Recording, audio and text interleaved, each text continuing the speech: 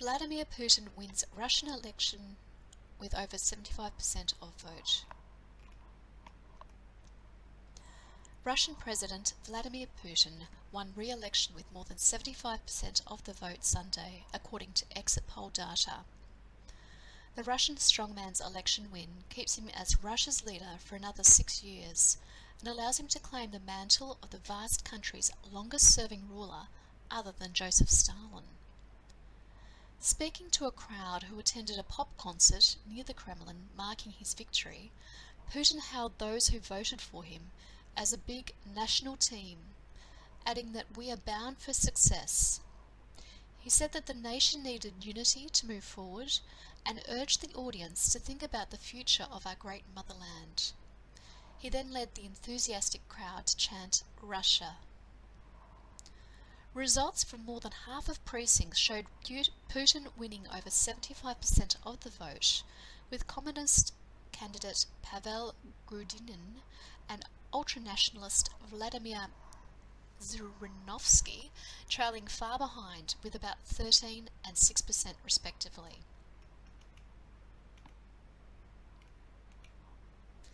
The 8 presidential candidates were barred from campaigning Saturday, but the message to voters was clear from billboards celebrating Russian greatness, a big theme of Putin's leadership, and Kremlin-friendly media coverage.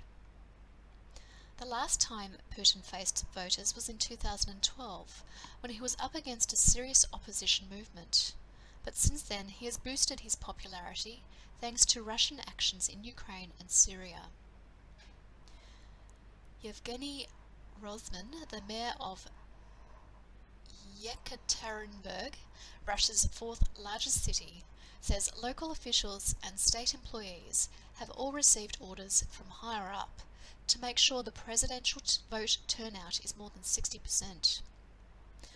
They are using everything: schools, kindergartens, hospitals. The battle for the turnout is unprecedented, said Rozman, one of the rare opposition politicians to hold a significant elected office. A doctor at one of the city's hospitals told the Associated Press how one kind of voting pressure works. The doctor, who gave her name only as Yekaterina because of fears about repercussions, said she and her co-workers were told to fill out forms detailing not only where they would cast their ballots, but also told to give the names and details of 2 allies whom they promised to persuade to vote. "It's not something you can argue about," she said at a cafe Saturday. People were indignant at first, said they are violating our rights, but what can you do? Yekaterina said she isn't sure what she'll do with her ballot, musing that maybe I'll just write Putin is a moron. But she clearly understands that not showing up at the polling places Sunday will not only endanger her job, but will reflect badly on her boss, whom she likes. The Russian doctor said she wouldn't go to vote if she wasn't forced to. "What's the point?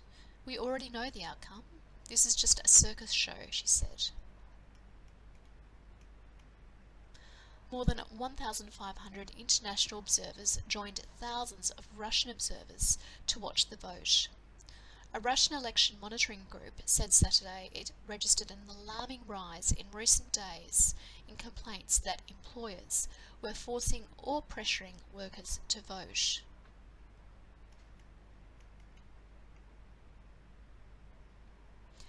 As US authorities investigate alleged Russian interference in President Trump's 2016 election, Moscow has warned of possible meddling in the Russian vote.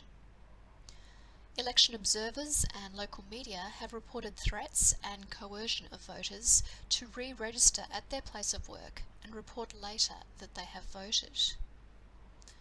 Ella Pamfilova, chairwoman of the Central Election Commission, who was appointed to clean up Russia's electoral system, vowed to respond to complaints about being coerced to vote. "No manager has the right to tell them where to vote," she said recently. Putin has pledged to raise wages, pour more funds into the country's crumbling healthcare and education and modernise dilapidated infrastructure. Putin's main foe, opposition leader Alexei Navalny, was barred from the race because of a criminal conviction, widely seen as politically motivated.